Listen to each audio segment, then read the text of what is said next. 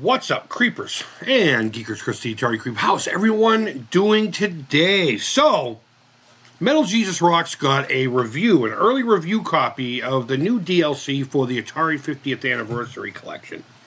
And I have to be honest with you, out of all the times I've puked about DLC and all that nonsense, this is how you do DLC. If you have to fucking spend $10 to put a hat on a character because it gives them a little bit more fucking ability to, I don't know, jerk off on his enemies, that's stupid. That's stupid. But this, expanding a package already, is amazing. He went through his highlights. We're not going to listen to the video. I'm just going to literally use my mouse to chop through and hope to God that we don't get any ads. But I'll let him play out and discuss something while that happens before I click it off. But there are a few notable things that I'm actually excited about, and I can't wait to get this. It sounds pretty rad. It's my understanding it's not even $10, and there's another one coming in November called The First Console War. We'll talk about that here in a minute, hopefully. Let me write that down. First Console War. Because I know I'm going to get to the end of this and not even fucking talk about it. So one of the first things they talk about is like Breakout and how that was made and all that stuff, whatever, blah, blah, blah, blah. Again, I'm highlighting things that are exciting to me. They go into the art of Atari, and I wonder if they take any of this from the book or they just took the idea of the book. Because I have both the coffee table book and its companion piece with the posters. Amazing stuff. Did a review of it.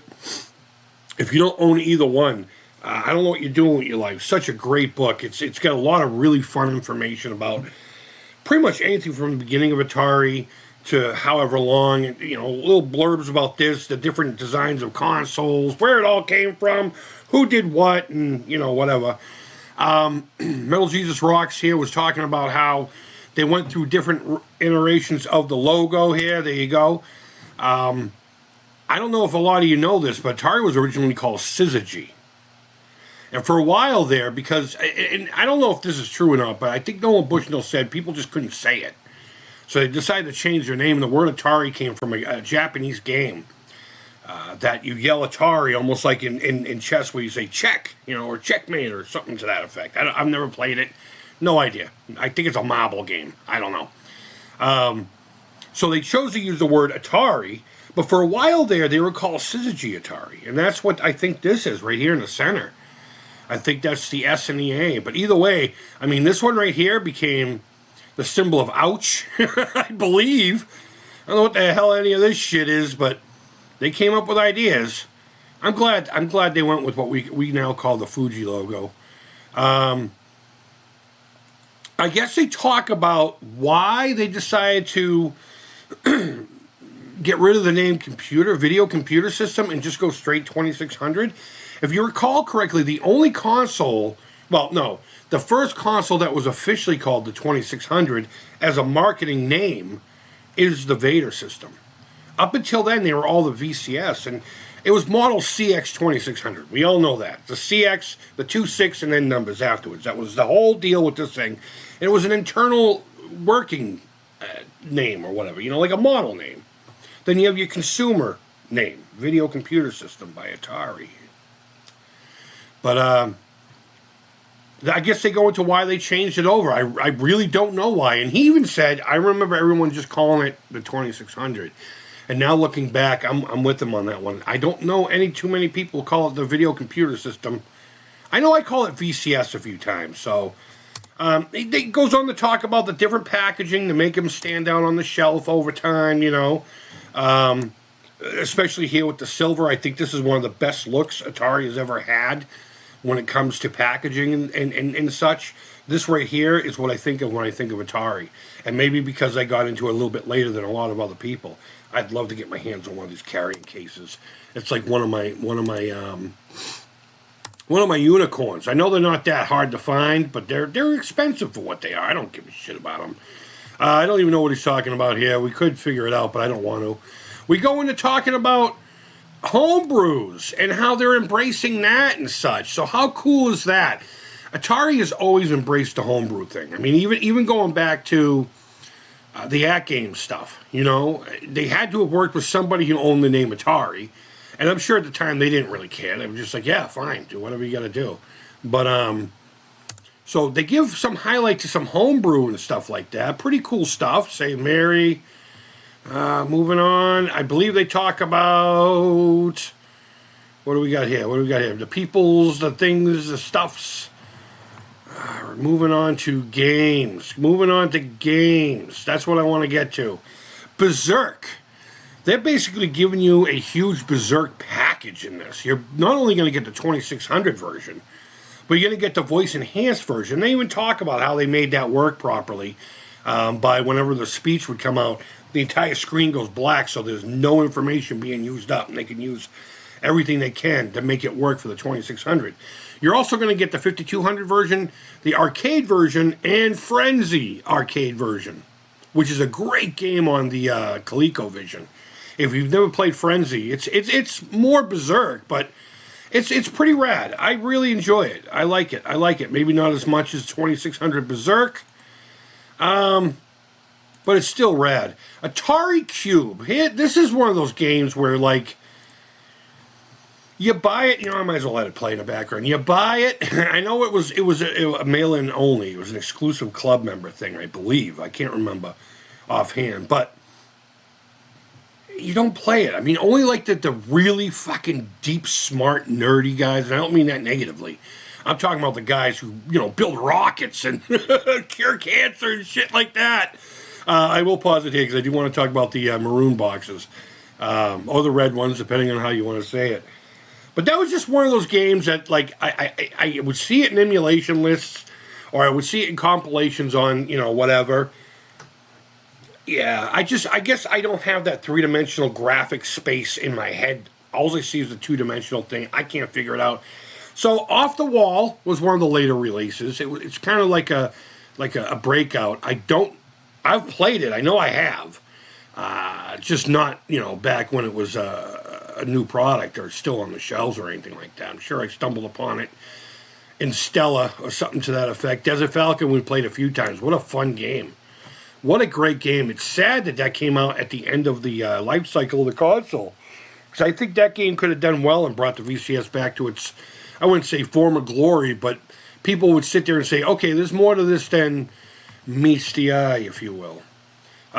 So he talks about Avalanche, which is a game I never heard of, but apparently it inspired Kaboom, and you can see that. You can totally see that in its gameplay and style. All right, so I'll let this play. But I had never played it. But there is another arcade game that he talks about right here that he said he didn't remember or couldn't play. Canterbury Lake Park had one of these. And see, I gravitated towards the games that weren't too complicated because I'm not smart. And this is one that I would play a lot because it really is simple. You figure out how deep you want to blow something up, and then you have to try to figure out, it's almost like Canyon Bomber. We have to, figure out the angles, or even Air-Sea Battle, Telegames 27. Really fun game. I'll let this play out. I should have just let it play out. I played a lot of this. I put a lot of quarters in this machine at Canterbury Lake Park. It looks simple. It looks deceptively easy.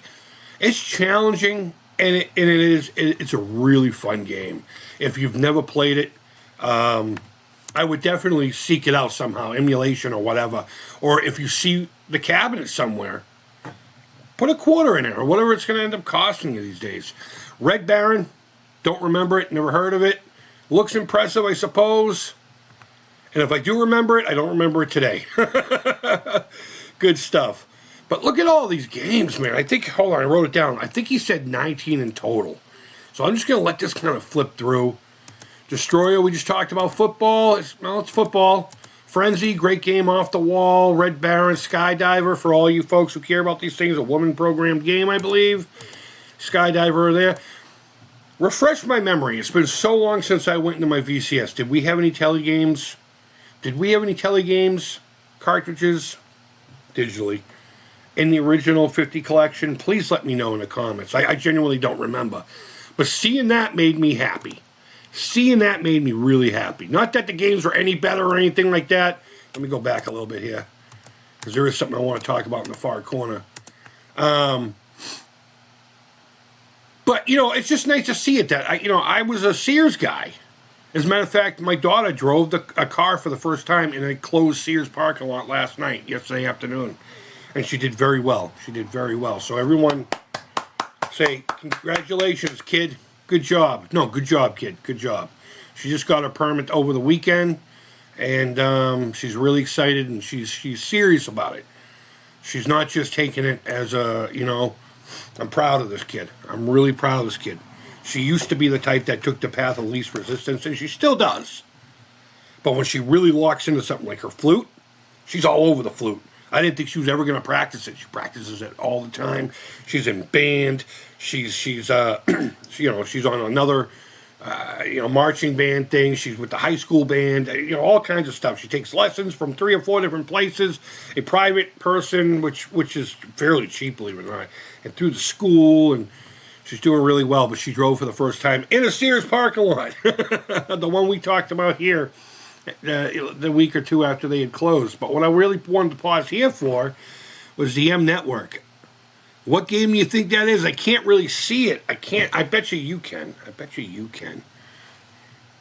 I don't know. Just as for your Atari video computer system. So, M Network games. Again, refresh my memory if we've already seen a couple of those. I really just kind of glossed over the Atari 50th.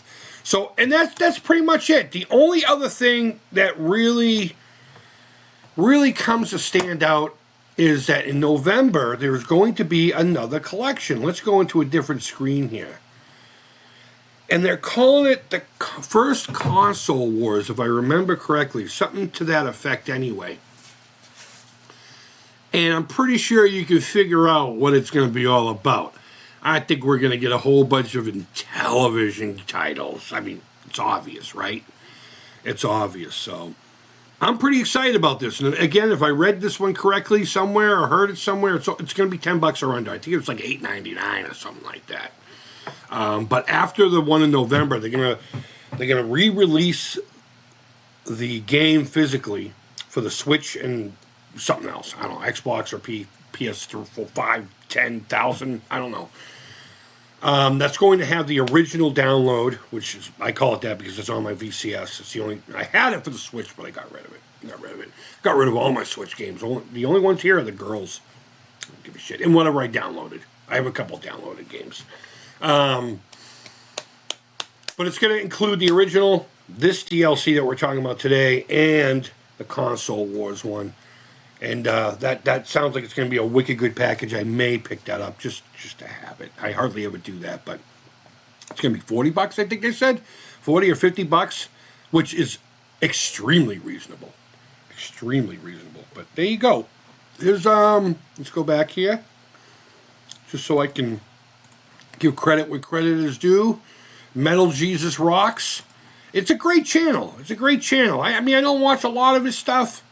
Mainly because, it's like me talking to me, But, really good channel, always on it, and he knows his shit. I guess he used to work in the industry. Sierra, I think he said. It's been a long time. Guys. But let me know in the comments what you think. Are you excited about this? I'm usually not excited about stuff like this, but this I am. And then, of course, the next one, I think, is where we're really going to be excited. That one's coming out in November. This one's coming out, in a week or so? I don't pay attention, because that's what I do.